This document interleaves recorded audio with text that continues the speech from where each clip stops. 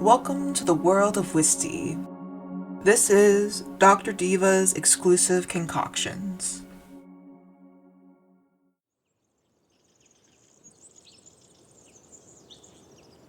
For the rest of the week, each morning when Vi arrives to the office, there's more pep in her step. Kyra's constant annoyance at how slow she was doesn't have the same bite as it used to. Deirdre's perpetual scowl, her mask of indifference, her perfume of disappointment, it doesn't creep under V's feathers like it normally does.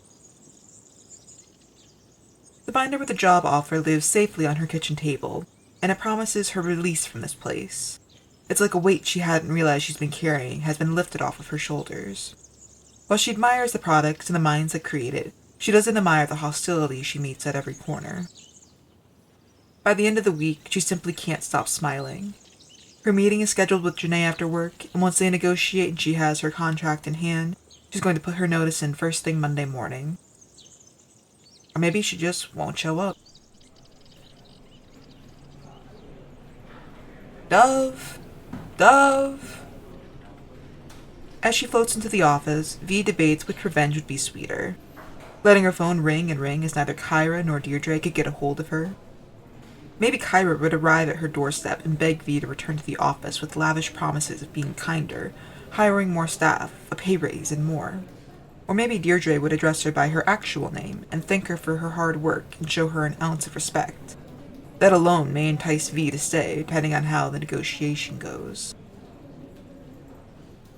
Deirdre is looking out of her window again, with an empty coffee cup clutched between her talon-tipped fingers. Dove? She glances over her shoulder, but then turns her back completely to Vi.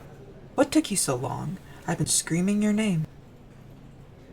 Vi knows Deirdre doesn't want apologies, but the words still form in her throat. She chokes them down.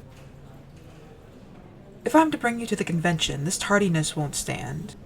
She tips the coffee cup upside down as the final drop rolls onto her tongue.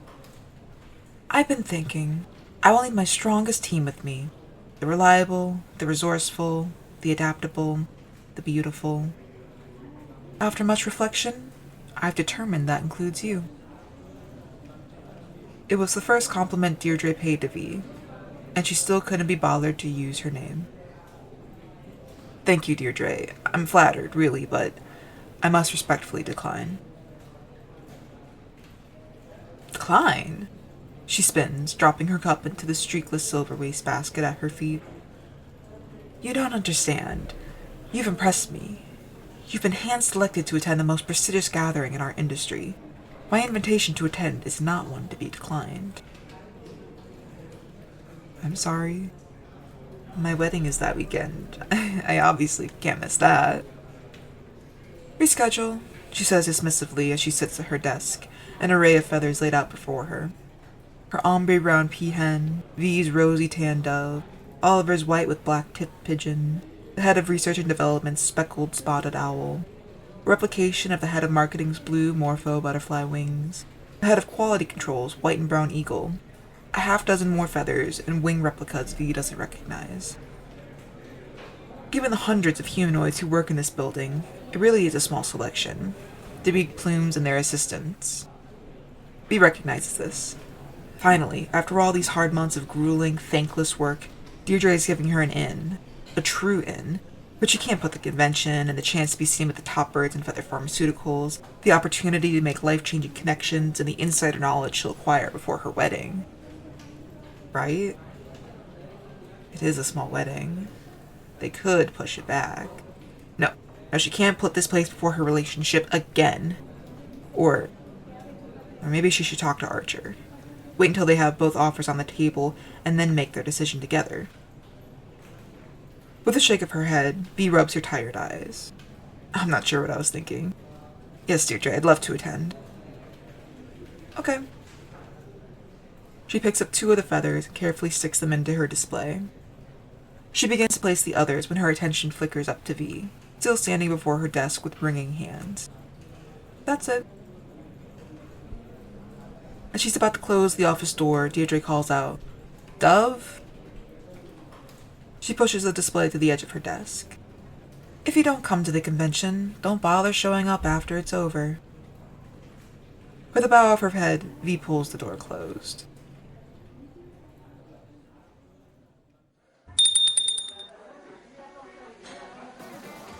V woke up confident. Today was her last day at Pheather Pharmaceuticals, but when she walks into her meeting with Janae, she's doubtful. Sitting at a table in the corner, away from the noise of the machines and the other patrons, the bunny sits. When the women lock eyes, they wave at one another before V steps up to the counter to place her order. Once her coffee is in hand, she joins her. Janae opens her satchel and produces a contract and pen. I hope you're ready to sign. Taking a long drink to calm her nerves, and given how she's drinking coffee, it's a questionable decision, V steals her nerves and admits, not quite. I was hoping the offer is negotiable. Janae is visibly taken aback. Negotiable? With a squint of her eyes, she asks, what did you have in mind? Well, V dips her head, swallowing her nerves down. I'm flattered by the offer and to be considered for the role. But, she continues, my goal is to become an apothecary myself. My skills are suited for research and development. I've learned a lot from Deirdre about not limiting lens to what I know, but to also consider what could be, to look for creative solutions and to think outside the nest. So I'd be happy to lend my lab assistant skills until the spring, when I'll hopefully match into an apprenticeship, or I'd be happy to apply at Midnight Briars once I'm fully licensed. But I mean, I can't commit to a 3-year contract right now. Janae's lips tug to the side in consideration. She pulls a notepad and another pen from her bag and takes a note. She hums and haws as she writes. I respect prioritizing your long-term career goals. Midnight Briars can help you get your apothecary licenses. V's ears perk. I could take this contract back to our humanoid resources department and request a few changes. We could knock the lab assistant's work down from 3 years to 2. Then we have a 2-year in-house apprenticeship, and if you're ready, we'll sponsor your licensing exam. If you're still wanting to work for us, and I think you will, most employees spend their entire career with us, a spot will be available. She extends a hand to V. Do we have a deal? One would think V would jump at the opportunity. Midnight's Briar reputation is solid. Good products, good work environment, good people. But Janae's proposal is lengthy. Instead of the 1-year apprenticeship she expected if she matches in the spring, followed by the licensing exam, she's looking at 4 years of work. But it sounds like her getting the apprenticeship and sitting for the exam is a guarantee, whereas there's still a chance she won't match in the spring. A few years delay might seem minuscule in the grand scheme of things, but V is eager to make progress now. She's completed her primary education, she's taken the prerequisite classes and done lab work already. She can't imagine she'll get the same level of exposure of seeing products being made from concept to shelf if she's stuck washing dishes.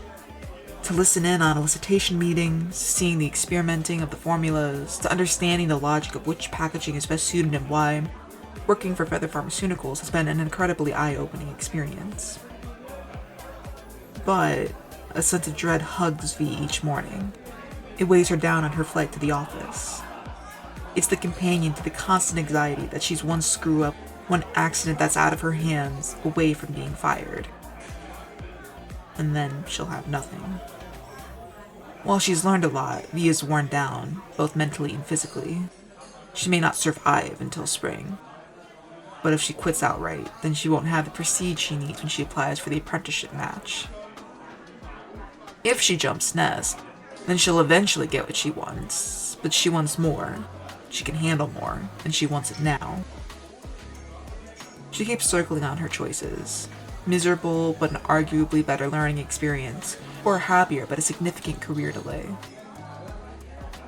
V wants to move out of New Astrodel. She and Archer were only here for her to finish her education. When she's licensed, they're gonna go back home. Her decision doesn't just impact her. This is a generous offer, but I need to run it by my fiancé first. Janae shakes her head. Call him if you must, but I need an answer today. I can't wait any longer. Panic wells in V. Okay, I'm just gonna step outside real quick. Phone in hand, she wades through the coffee shop and steps outside onto the terrace.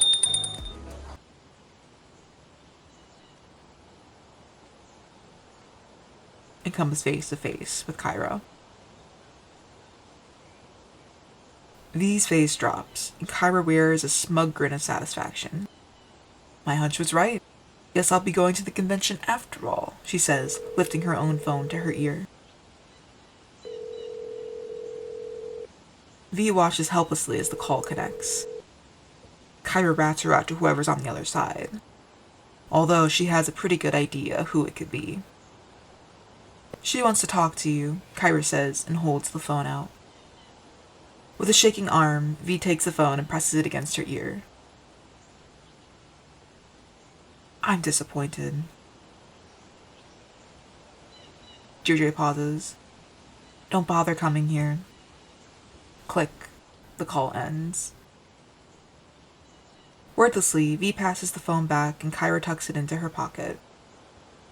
I hope it was worth it, whatever they're offering you, although I highly doubt it. What position is she trying to recruit you for? Janitor, lunch lady, lab assistant? She gasps when V winces and then laughs. Oh, that's rich. Good luck. As she walks off, she mutters, You'll need it. For a full 2 minutes, V stands beneath the awning, sucking in deep breaths and blinking the hot tears from her eyes. Just like that, her choice was taken from her. The experience, the opportunities, the pay. She finally remembers why she was outside in the first place, to call Archer. And so she does. He greets her warmly, asking her how the negotiation went. Well, her voice wobbles. There's good news and there's bad news. Immediately, Archer is concerned. What's wrong? Bad news is Kyra saw me meeting with Janae. She called Deirdre, and I lost my job. Just for meeting with someone from another company? Wait, there's more. The good news is Midnight Briar is willing to negotiate. They have this apothecary track, where I work for them as a lab assistant for 2 years, and then a 2-year apprenticeship before they'll sponsor my licensing exam. She hears him suck in a breath. 4 years? Yeah. They're both silent, waiting for the other to speak. Are you gonna take it? She should feel elated, overjoyed that finally, a clear path is in front of her that leads to her dream job. Maybe longer than what she wants, and it's not the path she foresaw herself taking, but surely this new job will surprise her, as her job at Pheather Pharmaceuticals surprised her. I think I have to. You don't sound very excited about it. You don't either? Yeah. They're both silent, waiting for the other to speak. Well, we'll figure it out like we always do. The only thing V can manage to say is, thanks. And then the call ends. V trudges back inside and sees Janae ending a phone call herself. When she sits back at the table, Janae's long foot starts thumping rapidly. So I just got off the phone with Humanoid Resources. Just wanted to run the offer by them before officially extending it, and they said they're not able to offer you anything other than this, she says with a wince. I'm sorry, but this lab assistant offer is still good. We get a lot of girls who jump nests from Pheather Pharmaceuticals. Trust me, this is a better place to work. We have a better company culture, a better work-life balance, and most importantly, we pay more with better benefits. V's ears are ringing. Once again, tears burn in her eyes as she struggles to suck in shallow breaths. This isn't the plan. Nothing that has happened so far this year has gone according to plan. No.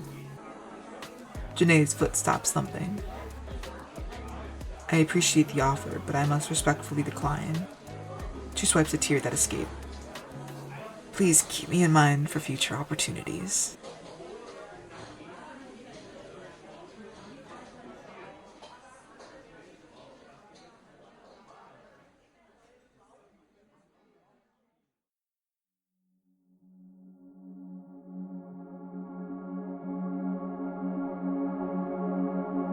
Hi Wistians, Everly Teller here. Thank you for listening to this episode. If you liked what you heard, please subscribe to follow along. Don't forget to like and leave a comment. Additionally, if you're a fan of fantasy, and especially romantasy, subscribe for free to my Patreon to read weekly chapter releases of my web novels, and for bi-weekly releases of my audio drama podcast. Together, we'll explore the corners of the magical world of Whisty through narration, print, recovered artifacts, and more.